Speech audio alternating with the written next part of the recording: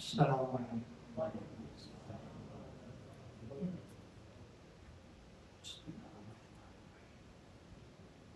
نحمده ونصلي ونسلم على رسوله الكريم أما بعد قال الله تبارك وتعالى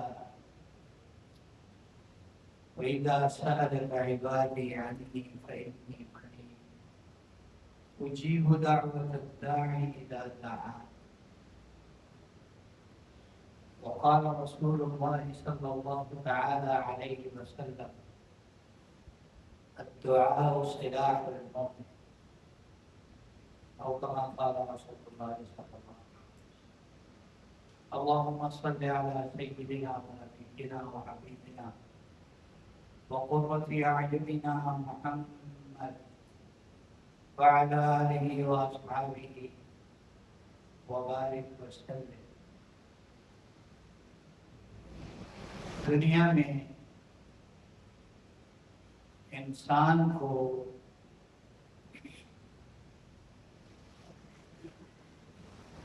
ہر صبح ہر شام مختلف قسم کی ضرورتیں حاجتیں پیش آتی ہیں.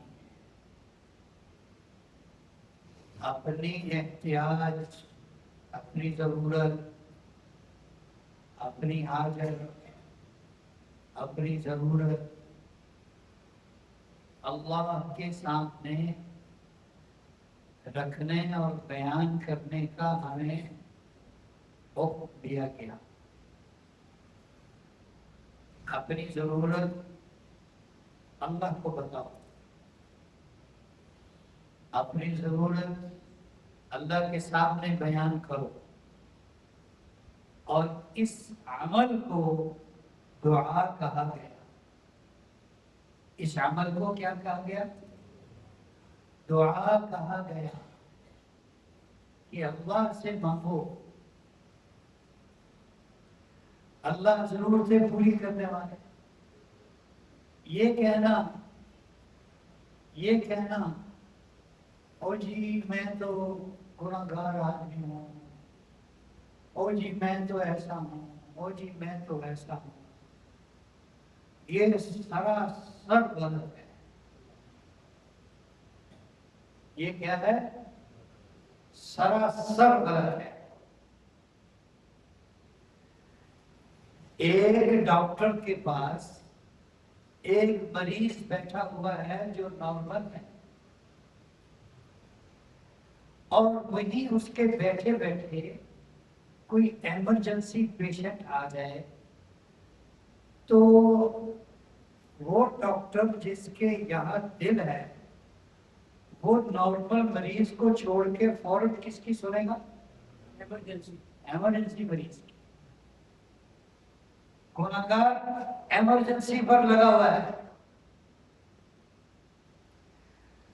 اور یہ سمجھتا ہے اللہ تعالیٰ میری سنتا نہیں ہے، میں گناہگار ہوں، میں مانگوں گا مجھے کہاں سے ملے گا، کیسے ملے گا.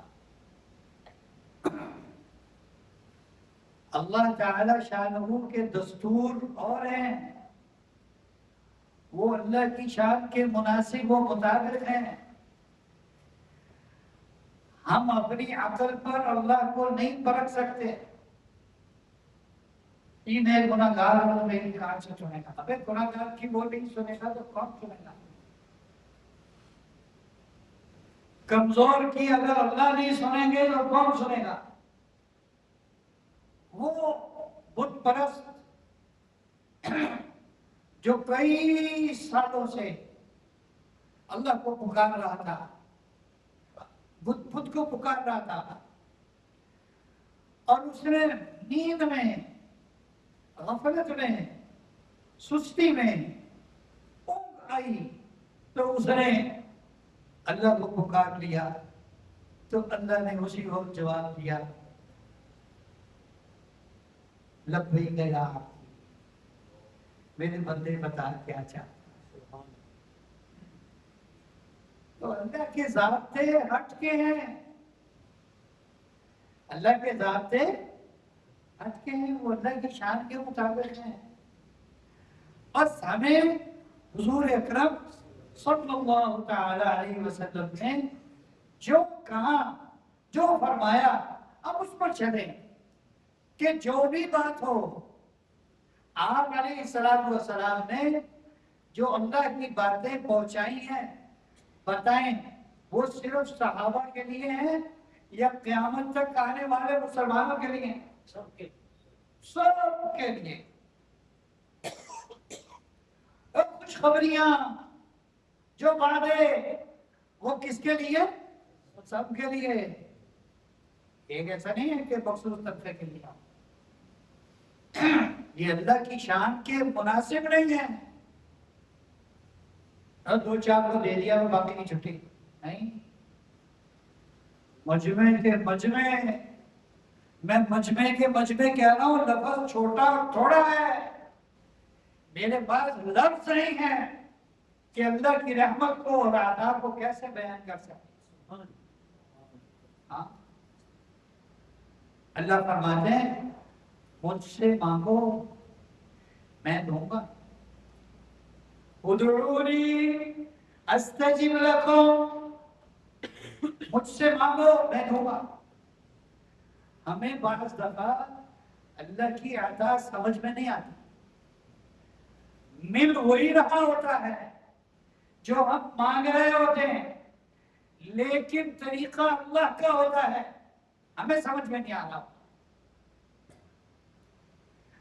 ہم مانگ رہے ہوتے ہیں اتنا، اور اللہ دے رہے ہوتے ہیں زمین سے لے کر آسمان تک، اب وہ ہماری سمجھ میں نہیں آ رہا ہوتا کہ یہ ہو گیا کیا میرے ساتھ۔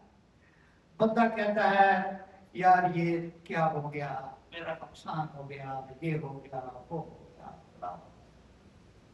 لیکن جو اللہ کی عطا ہے وہ جب آنکھ کھلے گی پھر پتہ لگے گا۔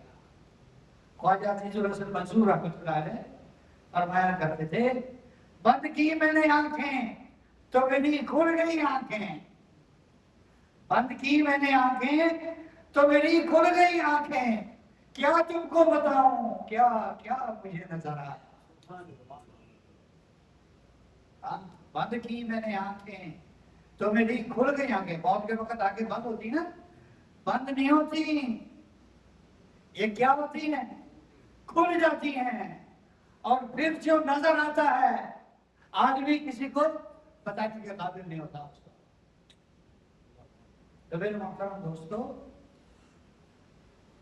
اپنی ضرورت، حاجت، احتیاج، محتاجگی اللہ کے سامنے بیان کرنا، روز روز نہیں، روز کئی دفعہ، روز کئی دفعہ۔ اس میں مصنون دعاؤں کا بڑا لمبا ایک قصہ ہے، بڑا لمبا چوڑا سلسلہ ہے۔ مصنون دعائیں، صبح سوتے اٹھو تو دعا پڑھو، اور سارے دن موقع بموقع کی دعائیں، اور رات کو سو تو دعا۔ یعنی صبح اٹھتے ہی ہماری صبح کی ابتدا کس سے ہوتی ہے؟ دعا سے۔ الحمدللہ الذی احیانا بعد ما اماتنا والیہ النشور، اٹھتی دعا پڑھو۔ اور رات کا اختتام کہاں پر ہے؟ دعا پر۔ اللہم بسمک اموت واحیا یا رب قنی عذابک یوم تبعث عبادک، یہ دعا پڑھیں۔ رات کا اختتام بھی دعا پر، صبح اٹھتے ہی دعا، شام رات ہوتے ہی دعا۔ تو دعا کی اہمیت کو بتایا گیا، سمجھایا گیا کہ دعا کوئی چھوٹی موٹی چیز نہیں ہے، دعا کو ہلکا نہ لینا۔ اور مصنون دعائیں، اللہ اکبر۔ حجاج بن یوسف نے بڑے بڑے اچھے کام بھی کیے، لیکن اس کے اندر ظلم تھا۔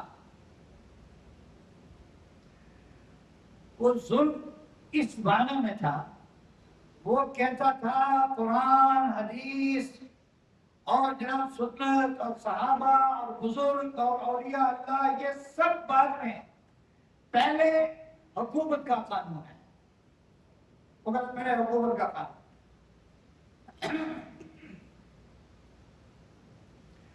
تو اس کی زندگی میں سیدنا انس بن مالک رضی اللہ تعالیٰ عنہ زندہ تھے، وہ بڑا خلاف تھے اس کے، اور ڈرتے بالکل نہیں تھے، اور سڑے عام بد دعائیں کرتے تھے اس کے، خدا اسے غارت کرتے، خدا اسے تباہ کرتے، اسے برباد کرتے۔ حجاج بن یوسف تک بات پہنچ گئی، اس نے اپنی گورنری کے زون میں آرڈر جاری کیا، لے آؤ پڑھ کے نا۔ اب جو حکومتی اہلکار ہیں، پولیس ہے یا کوئی اور وغیرہ وغیرہ ہے، اس نے تو حجاج کی بات مانی، اس نے تو وہ تو بددعا سے ڈرتا نہیں، ان سے زیادہ بددعا سے اور کوئی نہیں ڈرتا، یہ میرا مشاہدہ ہے، ان سے زیادہ بددعا سے ڈرتا کوئی نہیں ہے، اور ان سے زیادہ بددعا لگتی بھی کسی کو نہیں، ظالم ہوتا ہے نا، تو کوئی ان کے لیے بددعا نہ بھی کرے۔ آپ کا کیا خیال ہے جو ظلم ہو رہا ہے وہ ایسے چلا جائے گا؟ ہڈی ہڈی سے جوس نکالے گا اور پھر مارے گا، اور جو آخرت کی سزا ہے وہ الگ ہے۔ تو وہ جناب دلچسپا گھڑ سوار اور پیدل اور جناب تلواریں اور اسرار یہ اور وہ اور آ گئے۔ انس بن مالک رضی اللہ تعالیٰ گھر میں، وہ اپنے گھر کے باہر ہی بیٹھے ہوئے تھے، دروازے پر یوں ٹانگیں لمبی کر کے، اور کہا آپ کو امیر نے بلایا ہے، آپ کو امیر نے بلایا۔ نے کہا کون سا امیر، کون سا امیر ہے تمہارا؟ کہا حجاج بن یوسف۔ کہا وہی بدماش جو نہ اللہ کا ولی دیکھتا ہے، نہ غریب دیکھتا ہے، نہ کمزور دیکھتا، اس پر ظلم کرتا ہے، وہی بدماش، وہی تمہارا امیر۔ خدا اسے غارت کرے، خدا اسے ذلیل کرے، خدا اسے رسوا کرے۔ وہ کہنے لگا او بھائی صاحب، اپنا بیان اپنا خطبہ بند کرو، چلو۔ وہ بھی پولیس والا تھا، انہوں نے کہا اپنا بیان بند کرو، چلو میرے ساتھ۔ انہوں نے کہا چلو، چلے گئے، حجاج بن یوسف کے پاس چلے گئے۔ حجاج کہنے لگا تم ہو انس بن مالک، تم میرے لیے بد دعا کرتے ہو؟ ہاں، میں تمہارے لیے بد دعا کرتا ہوں، خدا تجھے غارت کر دے، خدا تجھے ختم کر دے، خدا تیرا بیڑا غرق کر دے۔ وہاں کھڑ کھڑ کے کیا تمہیں پتہ ہے میں نے تمہیں کیوں بلایا؟ کیا کیوں بلایا؟ کہنے لگا میں تمہیں بدترین طریقے سے قتل کروں گا۔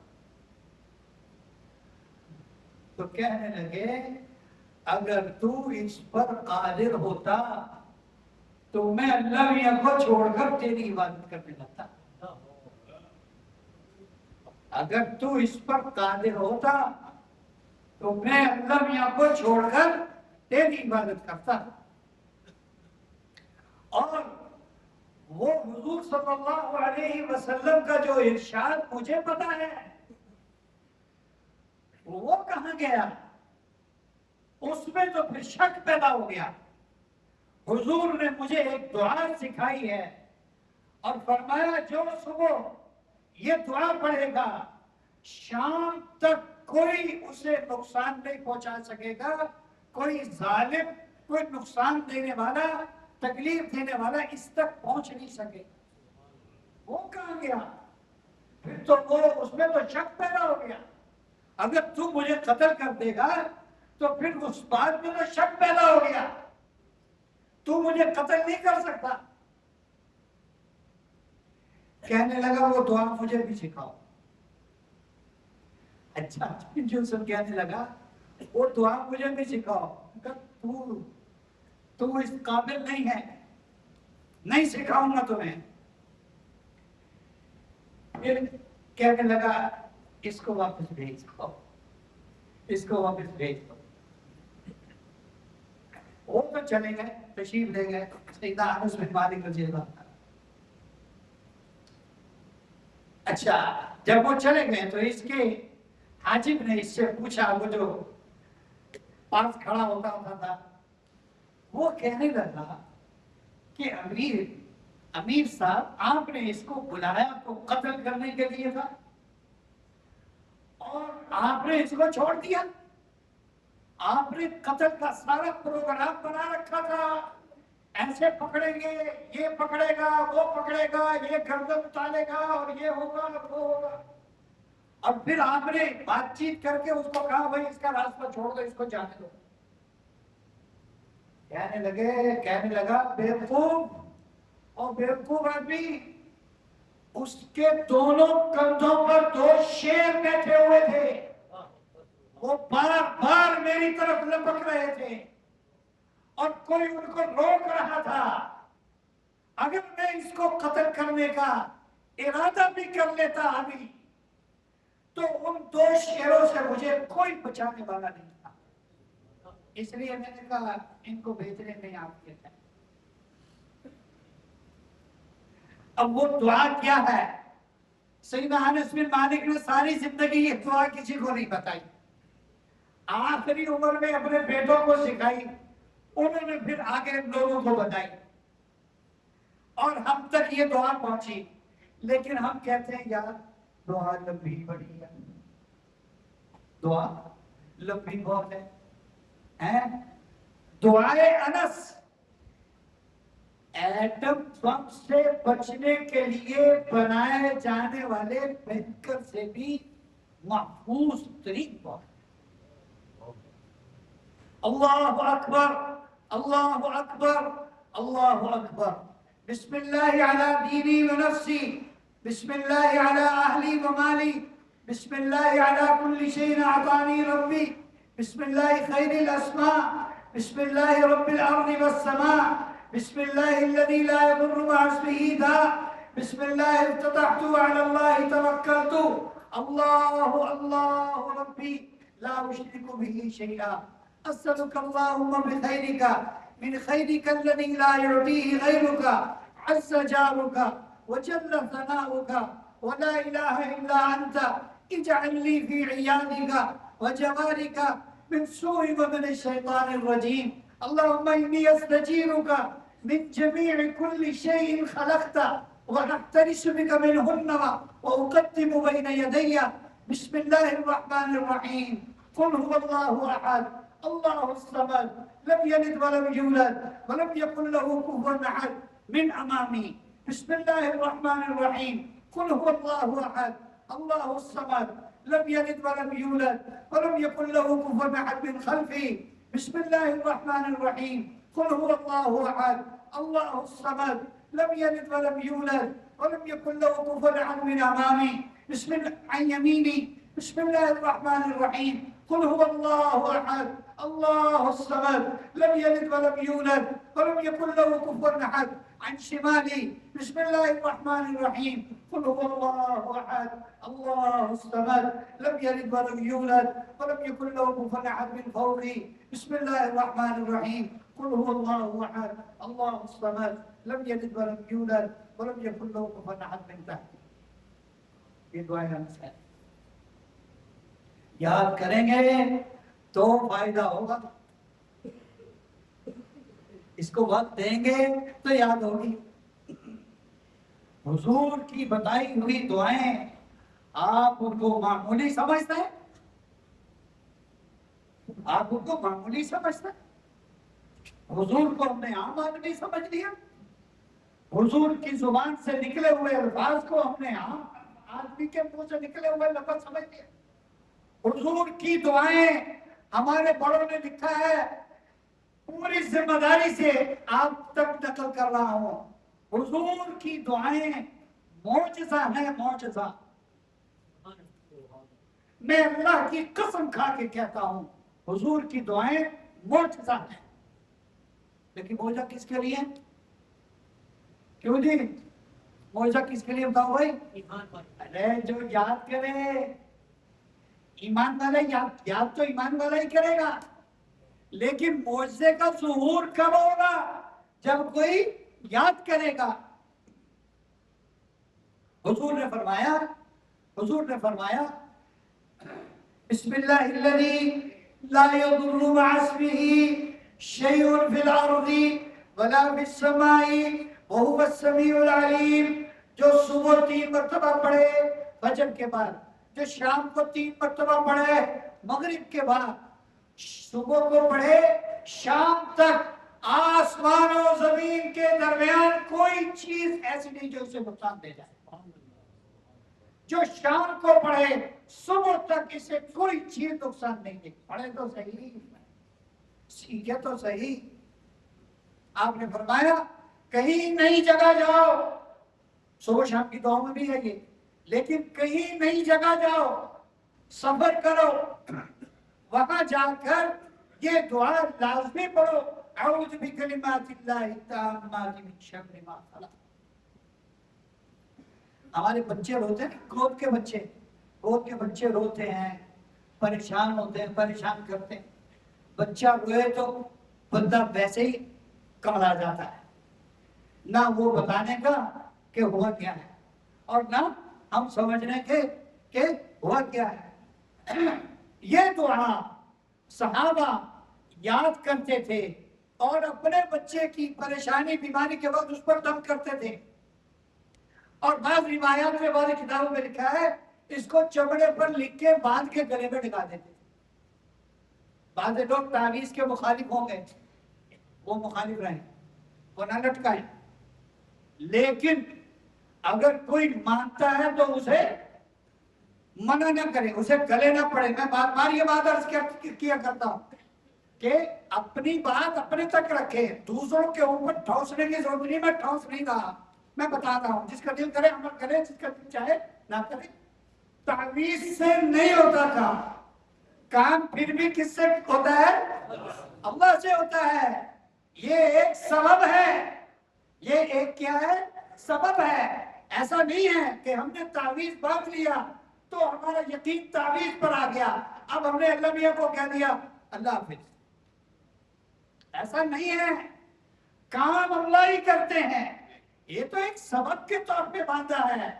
جیسے کوئی آدمی کسی سنتے ہیں رزق دینے والا کون ہے، تو دکان ڈالنے والے سارے مشرک ہیں، فیکٹریاں ڈالنے والے سارے مشرک ہیں، جنہوں نے کوئی ذریعہ معاش اختیار کیا وہ مشرک ہیں۔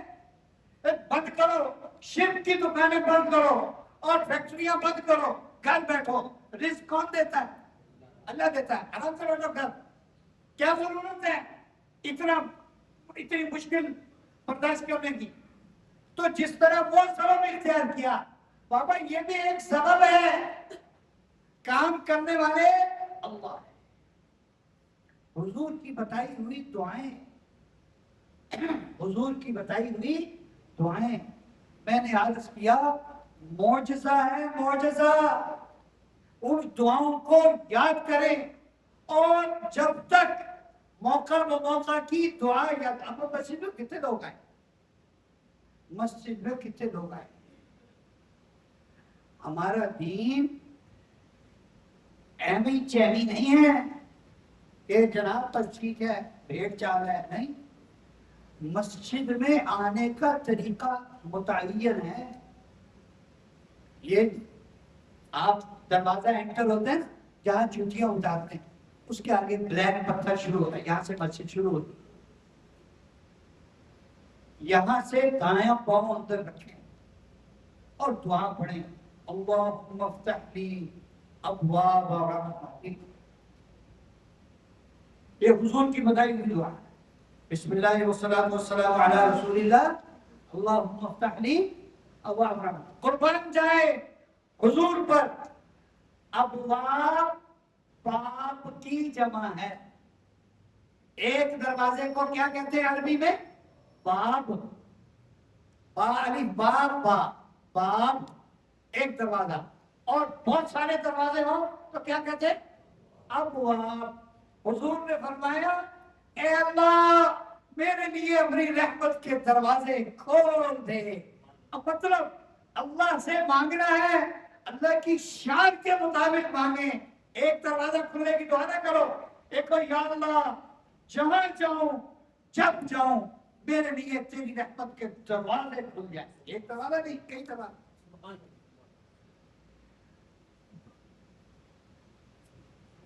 یہاں رحمت کی ضرورت ہے. یہاں کس کی ضرورت ہے؟ اللہ گھر میں آئے ہیں، اللہ کی رحمت کی ضرورت ہے.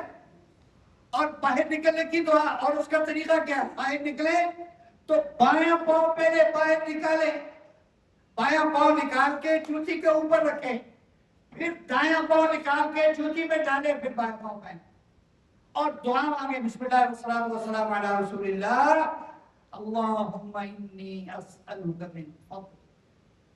یہ جو اللہ کا فضل ہے یہ کیا ہے؟ اللہ کا فضل ہے یہ کیا ہے؟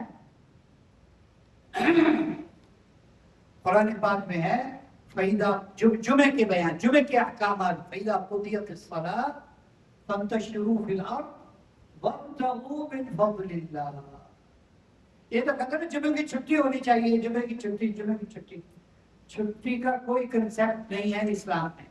آپ جب مرضی چھٹی کر لیں، بھلے آپ جمعے کی چھٹی کر لیں، آپ ہفتے کر لیں، اتوار کی کر لیں، پیر کی کر لیں، لیکن اللہ فرما رہے ہیں کہ جب نماز پڑھ چکو، جب نماز پڑھ چکو فانتشروا فی الارض، اب پھیل جاؤ، وابتغوا من فضل اللہ، اب اللہ کا رزق تلاش کرو. گویا کہ اس موقع پر جو کہا گیا ہے سن لیں. میں تو فتویٰ نہیں بیان کر رہا بھائی، میں فتویٰ نہیں بیان کر رہا، میں اس آیت کی تفسیر بیان کر رہا ہوں. میری بات کو کوئی غلط نہ لے. اللہ کا فضل تلاش کرو، مطلب یہ موقع ہے اللہ کے رزق کے حصول کا.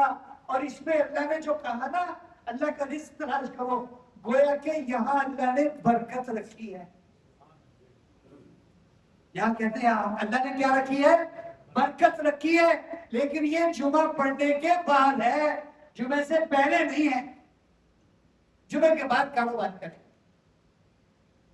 جمعے کے بعد کو خرید و فروخت کریں، کوئی سودا مارے، کسی کے ساتھ کوئی ڈیل اٹھائے، ڈیل دیں، خدا کرے خدا گئے جیسے بھی ہے. جمعے سے پہلے نہیں، جمعے کے بعد. جمعے سے پہلے جمعے کی تیاری ہے. اب جمعے کی تیاری تو ہماری ایسی ہے، 1 بجے سوئے پڑے اٹھتے ہیں، 1 بجے سوئے پڑے اٹھتے ہیں. جو بہت ہی سوتے ہوتے ہیں نا، سوتو ہوتے ہیں، سوتو لمبا ہی سونے والے، وہ دیکھتے ہیں یار 3 بجے جمعہ کتنے ہوتا، 3 بجے جمعہ کتنے ہوتا. اور 2:45 اٹھیں گے یا 2:30 بجے اٹھیں گے، اور فٹافٹ جن کپڑوں میں سوئے ہوئے ہیں نا انہی کپڑوں میں شاور لے کر وہی کپڑے پہن کے جا کے جو پڑ جائیں گے جمعہ پڑھ لیا. بڑا احسان کیا اللہ میاں پر، آپ کی بہت مہربانی.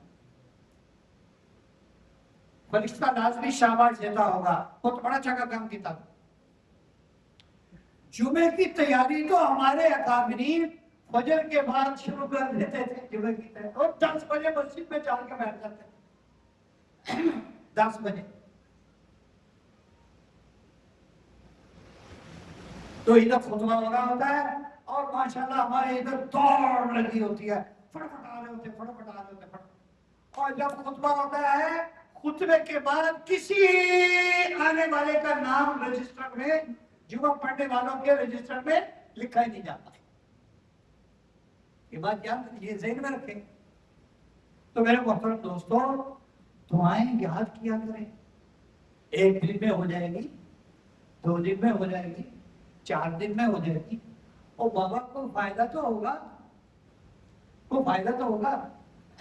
لمبی دعا کو پھر آپ چھوڑ دیں، چھوٹی چھوٹی دعائیں ڈھونڈ ڈھونڈ کے تلاش کر کر کے تو مسنون دعائیں یاد کریں. مسنون دعائیں جو بزرگوں کی بتائی ہوئی دعائیں ہیں وہ یاد کرنی منع نہیں ہے، لیکن پہلے درجہ بزرگوں کا ہے یا پہلے درجہ حضور کا ہے، بس اس میں پھر ان کی جو حیثیت ہے وہ سیکنڈری میں چلی گئی، وہ بعد میں ہے. میں ان سے منع نہیں کر رہا بالکل بھی، وہ بھی یاد کریں اگر کوئی کر سکے تو. صحابہ اکرام کی بتائی ہوئی دعائیں بھی یاد کریں، لیکن پہلا حق کس کا ہے؟ حضور کا. حضور کی بتائی ہوئی دعا یاد کریں. حضور کی بتائی ہوئی دعا یاد کریں اور پھر ان دعاؤں کے فائدے دیکھیں. آپ کو دعاؤں کے فائدے کتنے ملے. آج نیت کر کے جائیں, انشاءاللہ ہم مصنون دعائیں یاد کرنے کا اہتمام کریں گے. اللہ پاک ہمیں ان باتوں پر عمل کی توفیق نصیب فرمائے.